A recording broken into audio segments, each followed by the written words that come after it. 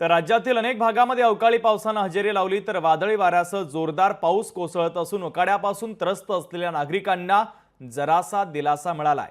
तर एकीकडे अवकाळी पावसामुळे शेती पिकांचं मात्र मोठं नुकसान झाल्यानं शेतकऱ्यांची चिंता वाढलेली आहे। प्रामुख्याने ज्या ठिकाणी अवकाळी पाऊस कोसळला, ज्या ठिकाणी नुकसान झालंय ती दृश्य आपण पाहतोय। नाशिक, वाशिम, छत्रपती संभाजीनगर, सिल्लोड, पारनेर, जळगाव, बुलढाणा, बीड, अहिल्यानगर आणि वर्धा परिसरातली ही दृश्य आहेत। अवकाळी पावसानं या भागांना अक्षरशः झोडपलेलं आहे। तर हिंगोली, नागपूर, बीड, अमरावती, धाराशिव, कोल्हापूर, नांदेड आणि परभणी येथे देखील अवकाळी पावसानं तुफान बॅटिंग केली। अनेक शेती पिकांचं नुकसान झालंय, फळबागांचं नुकसान झालंय आणि अनेक ठिकाणी गारांचा पाऊस देखील पडलेला आहे।